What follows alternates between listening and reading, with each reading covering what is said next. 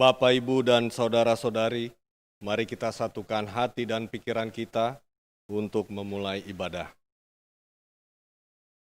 Jemaat yang dikasihi Tuhan, salam damai sejahtera bagi saudara-saudara sekalian. Shalom. Tuhan Allah menyertai saudara-saudara.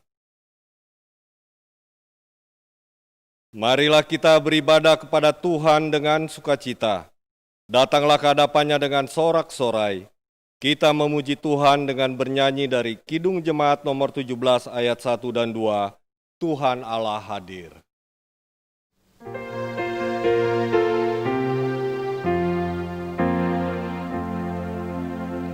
Tuhan Allah hadir pada saat ini. Hai sembah sujud di sini.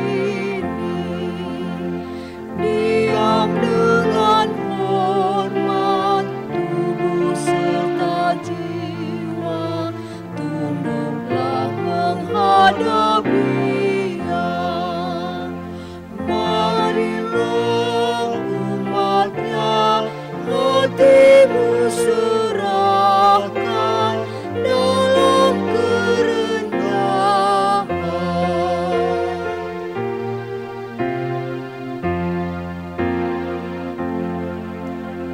Tuhan Allah hadir yang dimuliakan dalam surga siang malam. Suci, suci, suci untuk selamanya dinyanyikan malak sorga. Ya Allah, terimalah pujian jemaat beserta malaikat.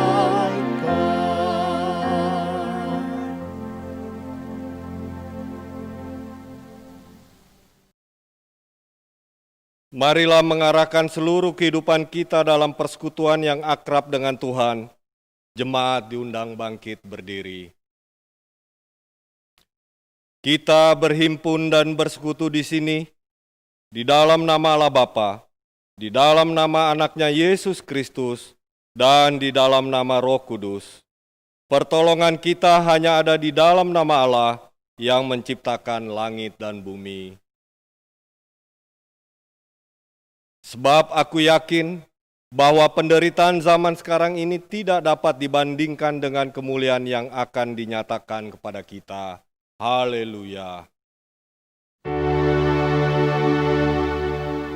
Haleluya. Haleluya. Haleluya.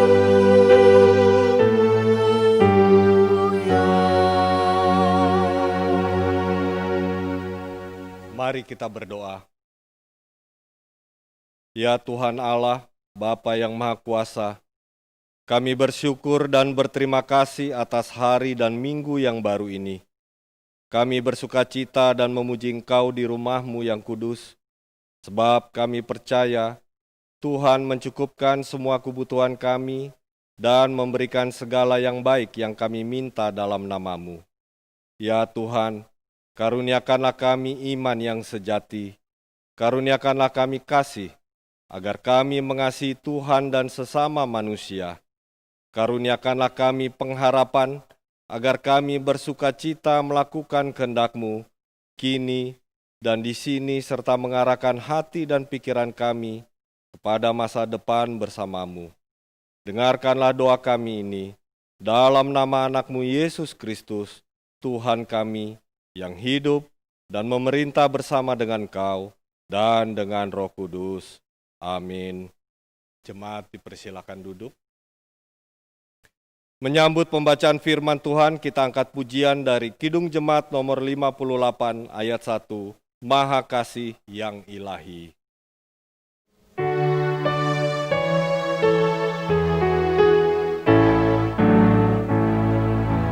Maha Kasih yang ilahi, hikmat surga turunlah, mendiami hati kami, lama kontak dunia.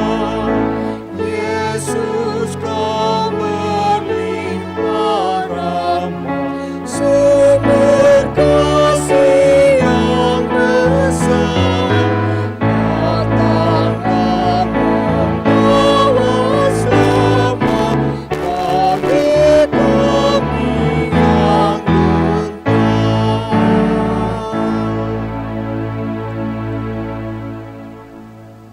Pembacaan pertama firman Tuhan dari Perjanjian Lama terambil dari Yeremia pasal 30 ayat 1 sampai dengan 11. Yeremia pasal 30 ayat 1 sampai dengan 11. Firman yang datang dari Tuhan kepada Yeremia bunyinya, "Beginilah firman Tuhan Allah Israel. Tuliskanlah segala perkataan yang telah kufirmankan kepadamu itu dalam suatu kitab. Sebab sesungguhnya waktunya akan datang, demikianlah firman Tuhan, bahwa aku akan memulihkan keadaan umatku Israel dan Yehuda, firman Tuhan. Dan aku akan mengembalikan mereka ke negeri yang telah kuberikan kepada nenek moyang mereka, dan mereka akan memilikinya." Inilah perkataan-perkataan yang telah difirmankan Tuhan tentang Israel dan tentang Yehuda. Sungguh, beginilah firman Tuhan, telah kami dengar jerit kegentaran, kedahsyatan dan tidak ada damai. Cobalah tanyakan dan selidiki, adakah laki-laki melahirkan? Mengapakah setiap laki-laki kulihat tangannya kepada pinggangnya seperti seorang perempuan yang melahirkan? Mengapakah setiap muka berubah menjadi pucat? Hai, alangkah hebatnya hari itu, tidak ada taranya. Itulah waktu kesusahan bagi Yakub, tetapi ia akan diselamatkan daripadanya. Maka pada hari itu, demikianlah firman Tuhan semesta alam, aku akan mematahkan kuk dari tengkuk mereka dan memutuskan tali-tali pengikat mereka, dan mereka tidak akan mengabdi lagi kepada orang-orang asing. Mereka akan mengabdi kepada Tuhan Allah mereka, dan kepada Daud, raja mereka, yang akan kubangkitkan bagi mereka. Maka engkau janganlah takut, hai hambaku Yakub, demikianlah firman Tuhan. Janganlah gentar, hai Israel, sebab sesungguhnya aku menyelamatkan engkau dari tempat jauh dan keturunanmu dari negeri pembuangan mereka.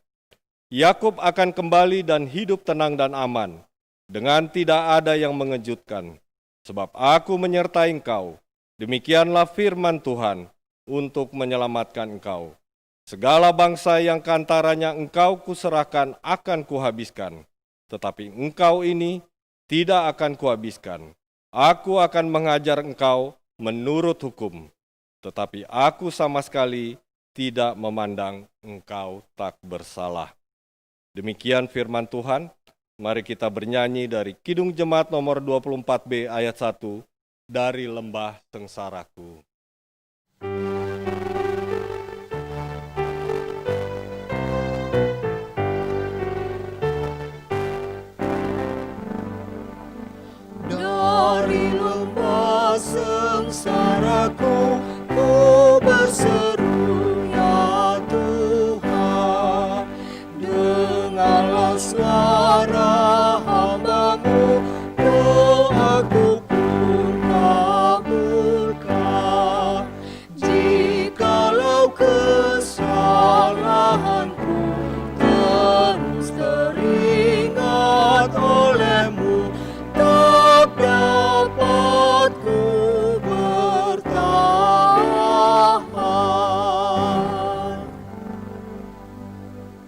Saudara-saudara, jika kita berkata bahwa kita tidak berdosa, maka kita menipu diri sendiri dan kebenaran tidak ada di dalam kita.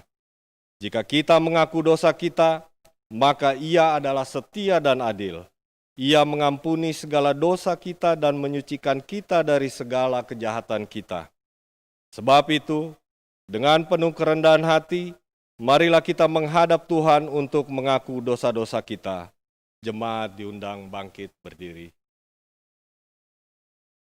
Mari kita berdoa. Ya Bapa kami yang di sorga, Engkau Maha Kasih dan Maha Murah.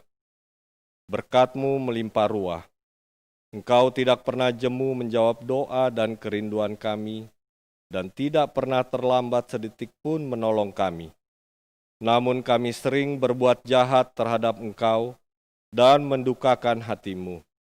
Kami selalu melanggar hukum-hukum yang Engkau tetapkan untuk kebaikan kami sendiri. Kami juga acap kali mengabaikan petunjuk dan bimbingan Roh Kudus. Kasihanilah kami orang berdosa ini. Ya Tuhan Allah sumber segala berkat dan sumber kebahagiaan kami. Ampunilah segala pelanggaran kami dan baharuilah kembali hidup kami. Dalam nama anak-Mu Tuhan Yesus Kristus, Juru Selamat kami. Amin. Kita bernyanyi dari Kidung Jemaat nomor 42, Tuhan kasihani.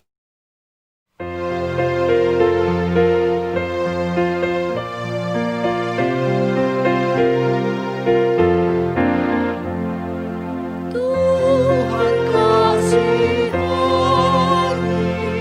Kristus kasihani,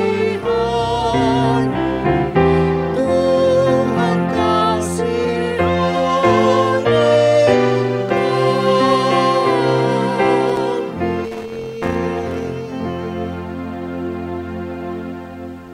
Beginilah firman Tuhan. Aku telah menghapus segala dosa pemberontakanmu seperti kabut diterbangkan angin, dan segala dosamu seperti awan yang tertiup. Kembalilah kepadaku, sebab aku telah menebus engkau. Kemuliaan bagi Allah di tempat yang maha tinggi.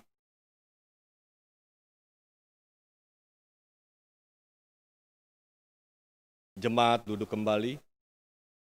Pembacaan kedua firman Tuhan dari Perjanjian Baru, Injil Yohanes pasal 2 ayat 1 sampai dengan 12. Injil Yohanes pasal 2 ayat 1 sampai dengan 12. Demikian firman Tuhan. Pada hari ketiga ada perkawinan di Kana yang di Galilea, dan ibu Yesus ada di situ. Yesus dan murid-muridnya diundang juga ke perkawinan itu. Ketika mereka kekurangan anggur, Ibu Yesus berkata kepadanya, mereka kehabisan anggur.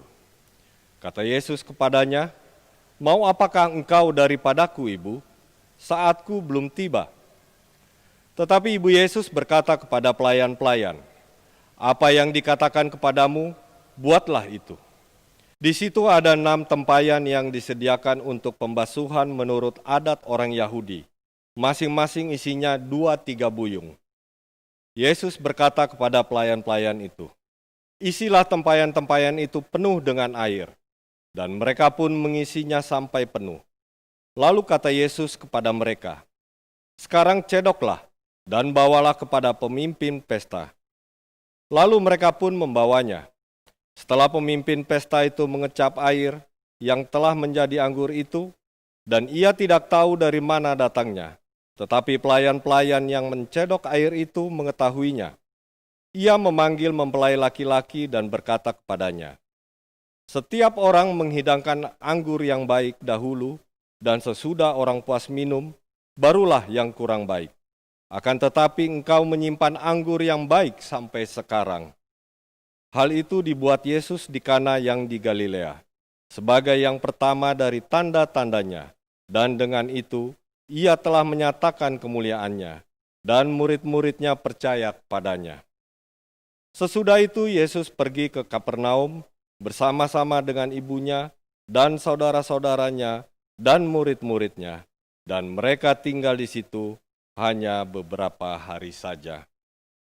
Barang siapa yang bertelinga untuk mendengar, hendaklah ia mendengar. Sekarang diberi kesempatan kepada jemaat untuk menyerahkan persembahan syukur, kiranya pemberian kita sepadan dengan kemampuan dan berkat yang telah kita terima dengan mengingat firman Tuhan yang mengatakan, hendaklah masing-masing memberikan menurut kerelaan hatinya, jangan dengan sedih hati atau karena paksaan, sebab Allah mengasihi orang yang memberi dengan sukacita. 2 Korintus pasal 9 ayat 7. Sambil mengumpulkan persembahan syukur kepada Tuhan, mari bernyanyi dari buku Zinune nomor 261 ayat 1 sampai dengan 6, Yae Zumange.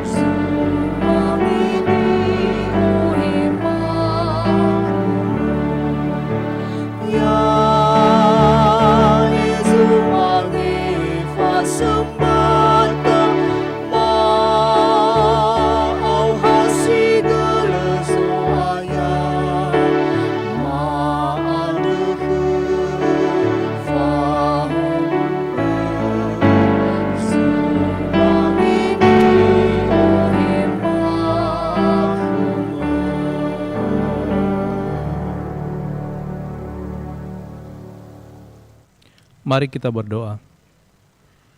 Tuhan Allah Bapa yang berada dalam kerajaan surga, kembali kami mengucap syukur atas segala kebaikan-Mu dalam kehidupan kami.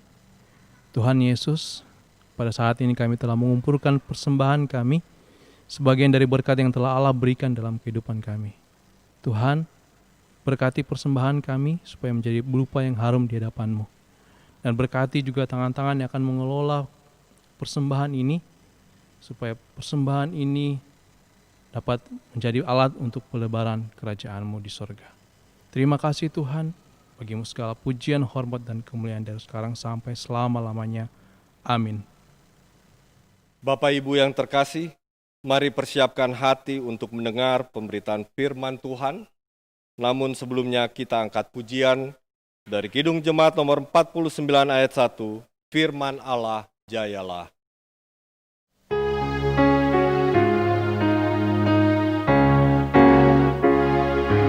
Firman Allah jayalah.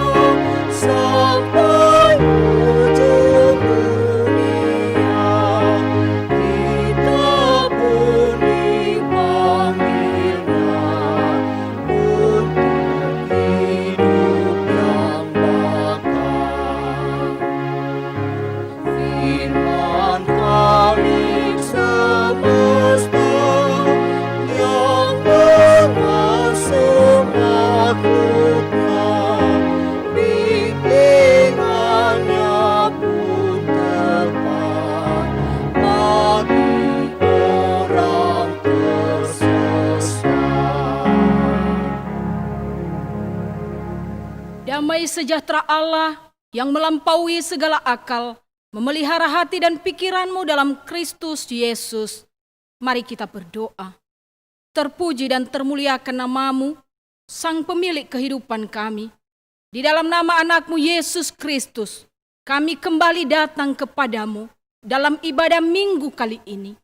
Kami mau membaca dan merenungkan kebenaran firman-Mu. Biarlah pertolongan Tuhan melalui Roh Kudus memampukan mulai dari hamba-Mu yang menyampaikan kebenaran firman-Mu dan semua umat yang mendengarkan untuk memahami kehendak hati Tuhan sehingga kami mampu menerapkannya di dalam kehidupan kami masing-masing. Segala kuasa yang mengganggu baik ibadah ini maupun pendengaran firman-Mu, kami tolak dalam nama Yesus. Dan Engkau sendiri yang berkuasa, berbicaralah kepada kami Tuhan, kami siap mendengarkan. Dalam nama Yesus kami berdoa. Amin. Jemaat yang dikasihi dalam Kristus Yesus, hari ini kita membaca dan merenungkan firman Tuhan dari Ayub pasal 42 ayat 7 sampai 17. Ayub pasal 42 ayat 7 sampai 17, beginilah firman Tuhan. Setelah Tuhan mengucapkan firman itu kepada Ayub, maka firman Tuhan kepada Elifas orang Teman, murkaku menyala terhadap engkau dan terhadap kedua sahabatmu, karena kamu tidak berkata benar tentang aku, seperti hambaku Ayub. Oleh sebab itu, ambillah 7 ekor lembu jantan dan 7 ekor domba jantan, dan pergilah kepada hambaku Ayub. Lalu persembahkanlah semuanya itu sebagai korban bakaran untuk dirimu. Dan baiklah hambaku Ayub meminta doa untuk kamu, karena hanya permintaannya lah yang akan kuterima, supaya aku tidak melakukan aniaya terhadap kamu, sebab kamu tidak berkata benar tentang aku, seperti hambaku Ayub. Maka pergilah Elifas orang Teman, Bildad orang Suah, dan Zofar orang Naama. Lalu mereka melakukan seperti apa yang difirmankan Tuhan kepada mereka, dan Tuhan menerima permintaan Ayub. Lalu Tuhan memulihkan keadaan Ayub setelah ia meminta doa untuk sahabat-sahabatnya, dan Tuhan memberikan kepada Ayub 2 kali lipat dari segala kepunyaannya dahulu. Kemudian datanglah kepadanya semua saudaranya laki-laki dan perempuan dan semua kenalannya yang lama, dan makan bersama-sama dengan dia di rumahnya. Mereka menyatakan turut berduka cita dan menghibur dia oleh karena segala malapetaka yang telah ditimpakan Tuhan kepadanya, dan mereka masing-masing memberi dia uang 1 kesita dan sebuah cincin emas. Tuhan memberkati Ayub dalam hidupnya yang selanjutnya, lebih daripada dalam hidupnya yang dahulu. Ia mendapat 14.000 ekor kambing domba dan 6.000 unta, 1.000 pasang lembu dan 1.000 ekor keledai betina. Ia juga mendapat 7 orang anak laki-laki dan 3 orang anak perempuan. Dan anak perempuan yang pertama diberinya nama Yemima, yang kedua Kezia, dan yang ketiga Keren Hapuk. Di seluruh negeri tidak terdapat perempuan yang secantik anak-anak Ayub, dan mereka diberi ayahnya milik pusaka di tengah-tengah saudara-saudaranya laki-laki. Sesudah itu Ayub masih hidup 140 tahun lamanya. Ia melihat anak-anaknya dan cucu-cucunya sampai keturunan yang keempat. Maka matilah Ayub tua dan lanjut umur. Sedemikian jauh pembacaan firman Tuhan. Shalom saudaraku yang dikasihi dalam Kristus Yesus. Kita tetap bersyukur bahwa Allah tetap memelihara, memberkati, menjagai dan melindungi kita. Mendengar nama Ayub seakan langsung mengajak kita untuk melihat dan mengingat penderitaan yang teramat sangat yang pernah dialami manusia dalam sejarah Alkitab di muka bumi ini. Sebelum kita sampai pada pembahasan nats renungan kita hari ini, mari kita kembali mengingat kilas balik kehidupan Ayub dan keluarganya. Ayub dan keluarganya merupakan sebuah keluarga yang besar, terdiri dari seorang istri, 10 orang anak laki-laki dan perempuan. Itu dicatat di pasal 1 ayat 2. Ayub juga dikenal sebagai seorang yang saleh, seorang yang jujur dan takut akan Tuhan.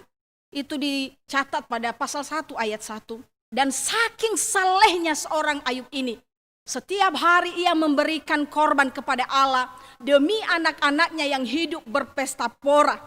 Siapa tahu katanya mereka melakukan kesalahan. Dan itu dicatat pada pasal 1 ayat 5. Selain itu, Ayub juga dikenal sebagai orang yang sangat kaya raya di zamannya. Silakan baca di pasal 1 ayat 3. Dicatat bahwa Ayub memiliki demikian banyak kekayaan. 7.000 ekor domba, 3.000 ekor unta, 500 pasang lembu, 500 keledai betina, dan budak-budak yang sangat banyak. Tetapi iblis datang mencobainya atas seizin Tuhan dengan memusnahkan semuanya sampai habis ludes dalam sekejap. Tidak hanya sampai di situ, Ayub kehilangan 10 anaknya dengan cara yang sangat tragis. Ayub juga mengalami sakit yang luar biasa parah. Kalau kita menelusuri lebih detailnya, penyakitnya ini semacam bisul yang rasanya panas, kulitnya mengeras lalu pecah dan berulat, dan di atas itu muncul lagi penyakit itu.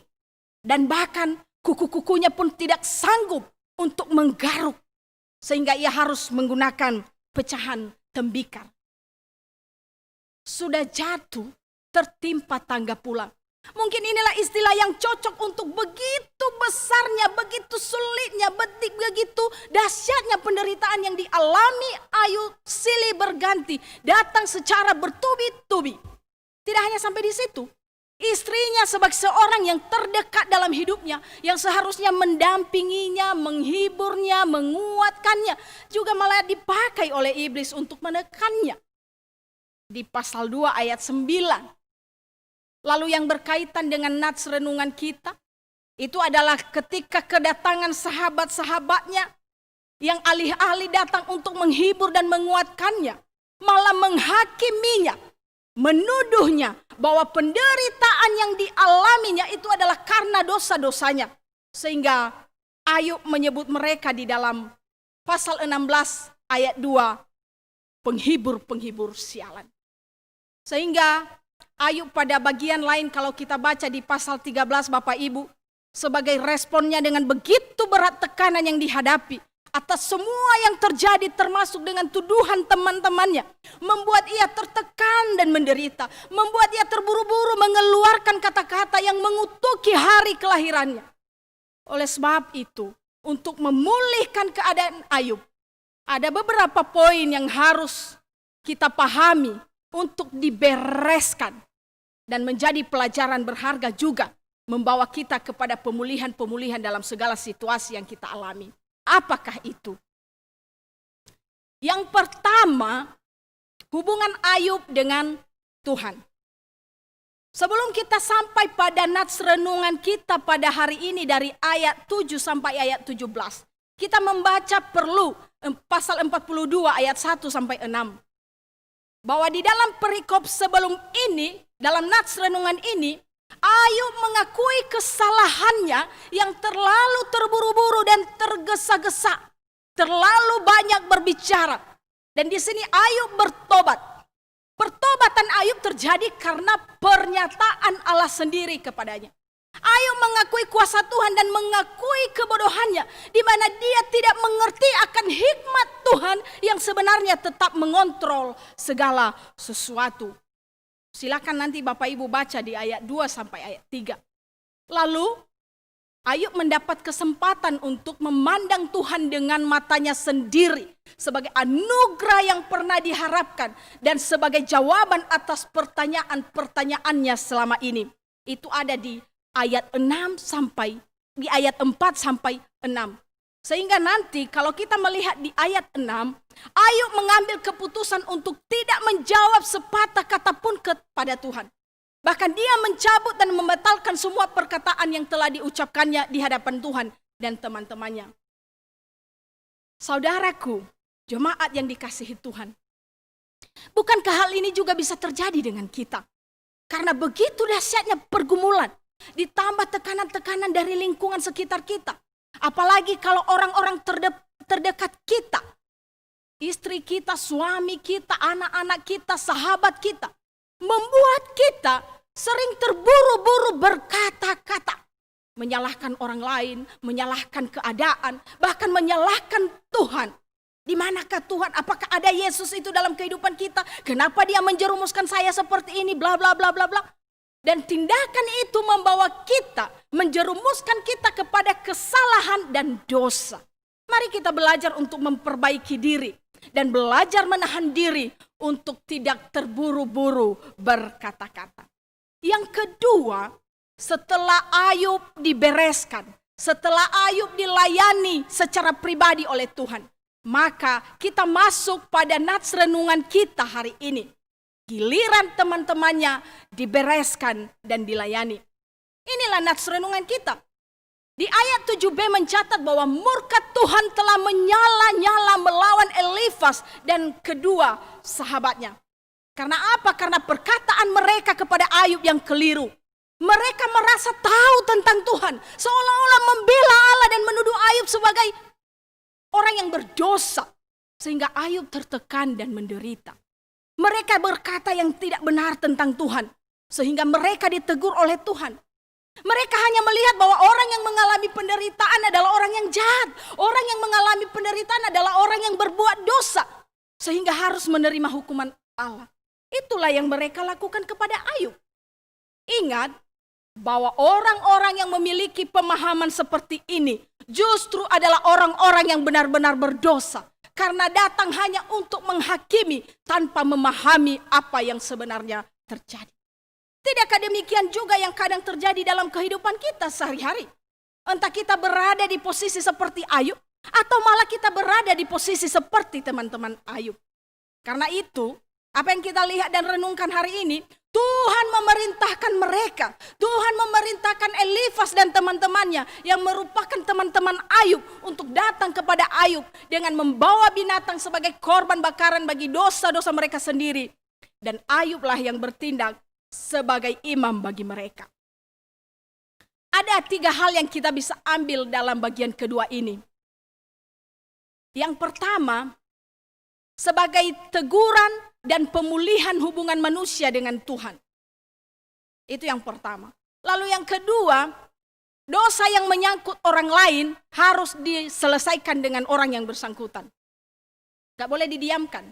Yang ketiga, bagi Ayub sendiri, Tuhan mengajarkan untuk bersedia memberi pengampunan kepada ketiga temannya yang telah mengecewakannya dan menyakiti hatinya dengan perkataan-perkataan dan tuduhan-tuduhan yang bersifat menghakimi, sok tahu, sok rohani, dan menekan Ayub. Besar harapan bahwa jemaat Tuhan yang sedang mendengarkan firman Tuhan hari ini tidak ada yang seperti teman-teman Ayub. Amin. Dicatat di ayat 9 bahwa apa yang telah diperintahkan Tuhan Allah dilakukan oleh Elifas dan kedua teman Ayub lain. Dan Tuhan telah menerima permintaan Ayub. Yang ketiga, pemulihan keadaan Ayub.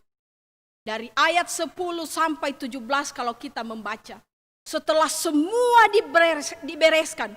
Mulai dari hubungan Ayub dengan Tuhan. Hubungan teman-teman Ayub dengan Tuhan. Dan hubungan teman-teman Ayub dengan Ayub sendiri. Maka kita tiba pada akhir cerita bahagia. Ini ceritanya happy ending. Yaitu keadaan Ayub yang dipulihkan. Ayub digambarkan memiliki kebahagiaan berlipat kali ganda. Coba lihat ayat 10. Lalu Tuhan memulihkan keadaan Ayub setelah ia meminta doa untuk sahabat-sahabatnya. Dan Tuhan memberikan kepada Ayub 2 kali lipat dari segala kepunyaannya dahulu. Tidak hanya sampai di situ. Kita melihat di sini bahwa Tuhan sebenarnya sudah menyediakan pemulihan untuk Ayub. Tetapi sebelum Ayub dipulihkan dalam segala keadaan, Ayub harus terlebih dahulu dengan tulus dan ikhlas bersedia mendoakan orang yang telah menyakiti hatinya. Tentu saja Bapak Ibu, sebagai manusia biasa ini bukanlah perkara yang gampang. Mungkin na ofeta-feta baheda batamane isabata uahe, faluka ita dan bazi sabualahe. Tapi kita belajar dari seorang Ayub, justru dari apa yang dilakukannya, dari tindakan yang dilakukannya, kita bisa belajar pada sikap Ayub mengajari kita tentang sifat rohani yang luar biasa. Lalu mari kita baca di ayat 12. Tuhan memberkati Ayub dalam hidupnya yang selanjutnya lebih daripada dalam hidupnya yang dahulu. Ia mendapat 14.000 ekor kambing domba dan 6.000 unta, 1.000 pasang lembu dan 1.000 ekor keledai betina. Tuhan memang pemilik berkat. Ia yang telah memberi berkat dan ia yang mengizinkan juga iblis untuk mengambil semuanya. Tapi ingat bahwa setelah Ayub lulus ujian, Tuhan mengembalikan 2 kali lipat. Lalu di ayat 13 dan seterusnya sampai akhir. Tentang anak-anak dan keturunan, tentang keluarga. Tuhan benar-benar menggantikan sesuatu yang luar biasa. Bahkan kalau kita melihat nama-nama anak perempuannya memiliki arti yang menakjubkan. Yemima artinya hari. Maksudnya untuk mengingat akan kejayaannya yang terbit kembali setelah dalam gelap pencobaannya. Lalu Kezia artinya Tuhan telah menyembuhkan boroknya. Atau ada arti lain, Tuhan telah menyembuhkan dari bau yang menusuk hidung. Dan Keren Hapuh yang artinya pemulihan yang besar. Sebab Tuhan telah menghapus air mata yang telah mengotori wajahnya. Sampai nanti di ayat terakhir kita bisa melihat bahwa pemulihan yang Allah berikan kepada Ayub itu tidak tanggung-tanggung. Sebab Allah mampu melakukan segala hal untuk setiap orang yang tetap taat dan setia kepadanya dalam segala keadaan. Termasuk kita. Semua kita yang percaya kepada Yesus Kristus. Apalagi yang mengaku sebagai hamba-hamba Tuhan. Mari kita terus belajar seperti Ayub dalam renungan kita. Dan sebagaimana tema hari ini, melestarikan budaya. Budaya apa? Budaya untuk tetap percaya pada kuasa dan campur tangan Tuhan atas segala yang terjadi dalam hidup ini. Ayub itu adalah teladan bagi kita untuk tetap optimis akan hal-hal baik yang pasti Tuhan berikan sebagai ganti setiap pencobaan dan penderitaan. Jikalau kita tetap bergantung kepadanya dan berjalan sesuai dengan koridornya di tengah-tengah penderitaan yang sesulit apapun. Saat-saat seperti ini mungkin menjadi kesulitan bagi setiap orang, bagi banyak orang di dunia ini, termasuk anak-anak Tuhan, termasuk saya, Bapak, Ibu, Saudara-saudari yang sedang mengikuti ibadah dan mendengarkan firman Tuhan hari ini. Semua hal yang terjadi itu harus bisa diterima dan syukuri sebagai sebuah proses ujian, sebagai sebuah proses pendewasaan iman, supaya kita lebih mengenal kuasa Tuhan yang selalu ada dan menyertai kita. Dan percayalah, Tuhan punya segala cara untuk menolong dan memulihkan kita. Tuhan Yesus memberkati. Mari kita membaca ayat hafalan dari 2 Timotius pasal 3 ayat 14. Sekali lagi 2 Timotius pasal 3 ayat 14. Kita baca bersama-sama. Tetapi hendaklah engkau tetap berpegang pada kebenaran yang telah engkau terima dan engkau yakini, dengan selalu mengingat orang yang telah mengajarkannya kepadamu. Amin. Mari kita berdoa. Tuhan, kami bersyukur hari ini. Kami boleh belajar dari kisah Ayub.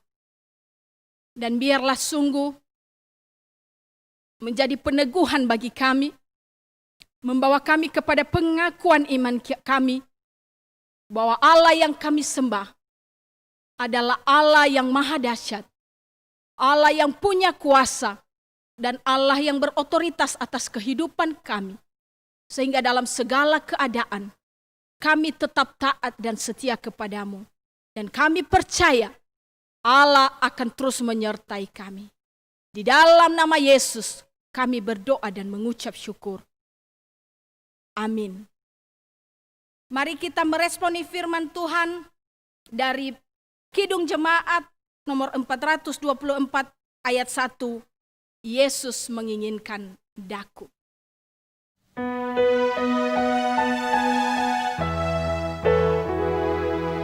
Yesus menginginkan daku bersinar baginya,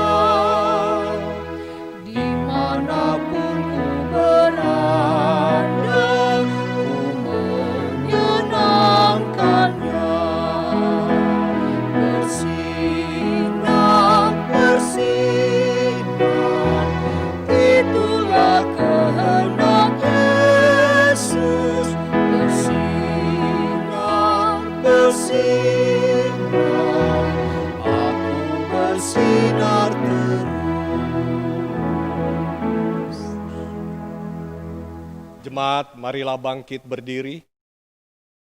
Bersama dengan orang Kristen di segala abad dan tempat, marilah bersama-sama mengikrarkan pengakuan iman kita. Mulai. Aku percaya kepada Allah Bapa yang Maha Kuasa, Khalik langit dan bumi, dan kepada Yesus Kristus, Anaknya yang tunggal Tuhan kita, yang dikandung daripada Roh Kudus, lahir dari anak darah Maria, yang menderita di bawah pemerintahan Pontius Pilatus, disalibkan, mati dan dikuburkan, turun ke dalam kerajaan maut, pada hari yang ketiga, bangkit pula dari antara orang mati, naik ke sorga, duduk di sebelah kanan Allah, Bapa yang Maha Kuasa, dan akan datang dari sana untuk menghakimi orang yang hidup dan yang mati. Aku percaya kepada Roh Kudus, gereja yang kudus dan persekutuan orang kudus, pengampunan dosa, kebangkitan daging, dan hidup yang kekal. Amin. Jemaat dipersilakan duduk. Mari kita bernyanyi dari Kidung Jemaat nomor 450 ayat 1, Hidup Kita yang Benar.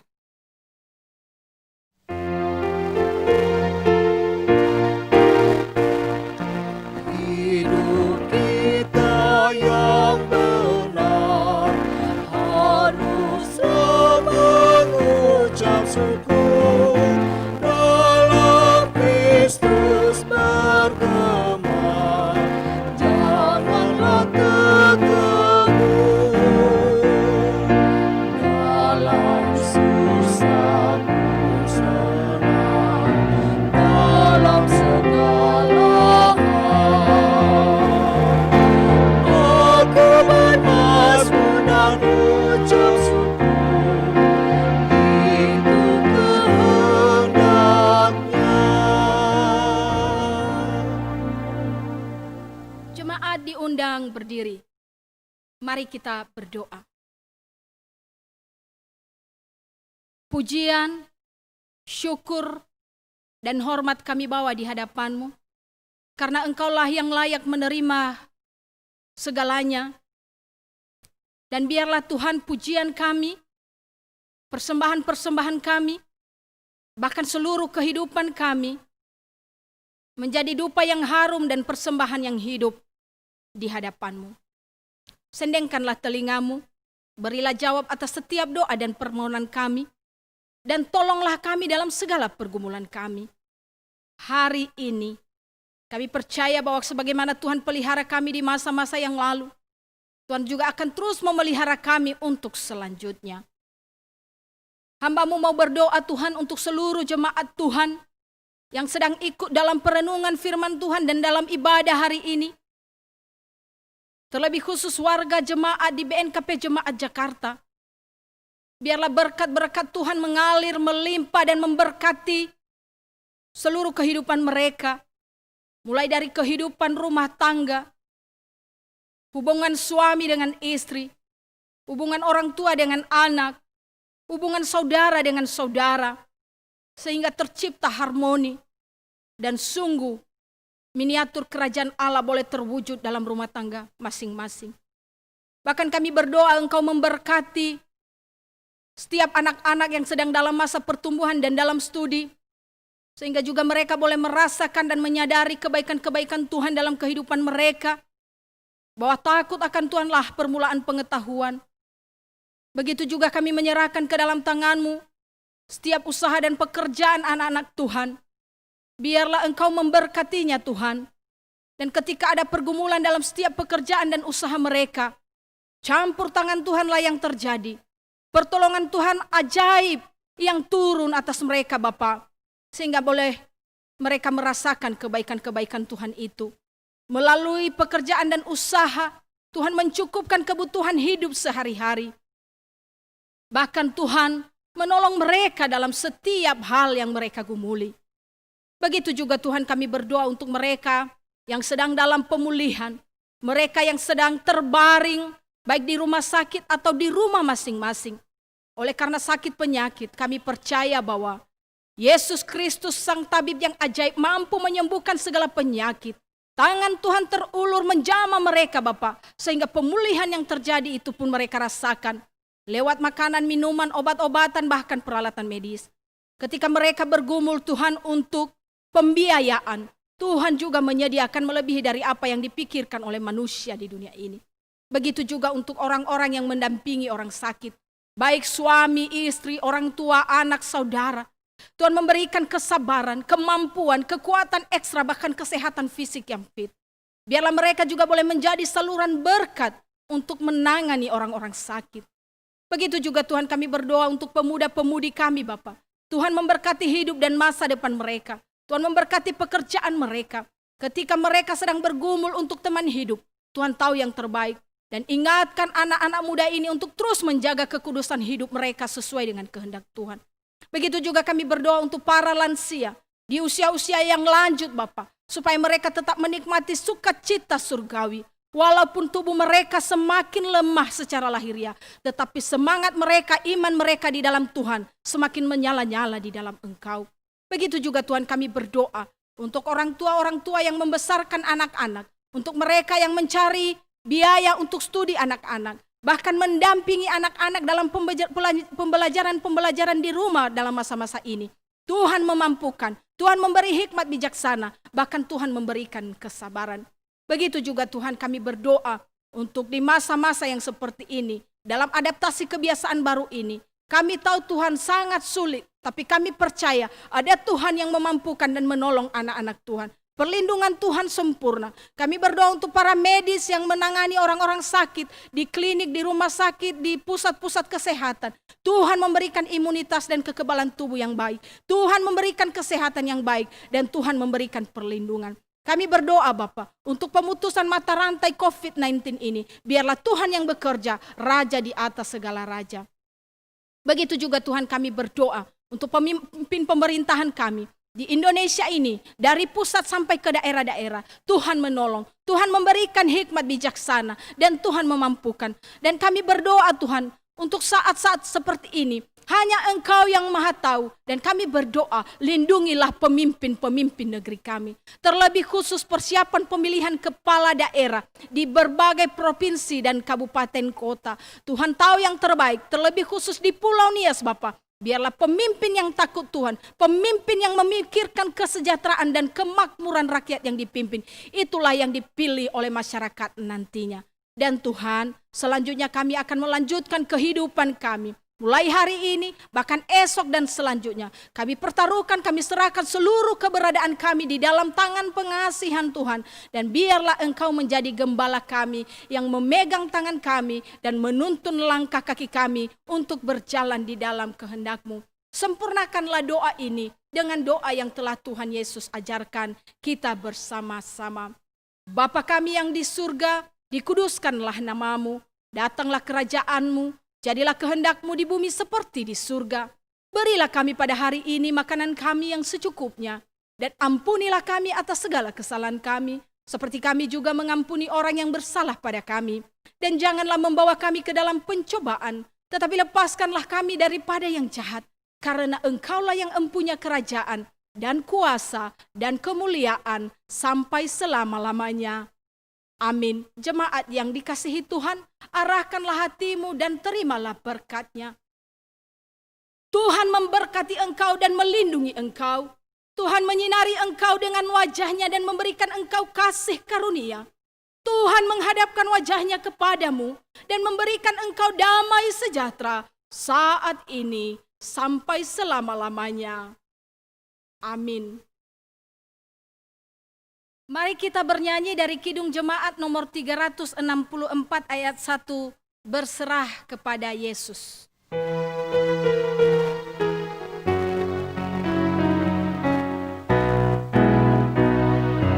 Berserah kepada Yesus, tubuh, roh, dan jiwaku.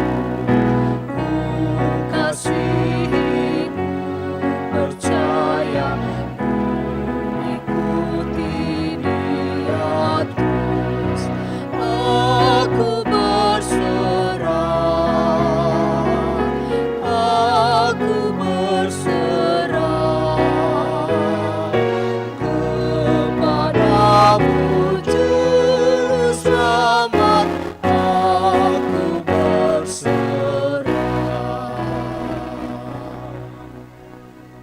saat teduh sejenak.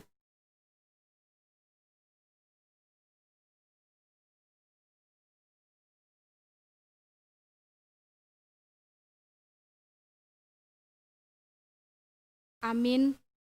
Shalom. Ya Ahobu.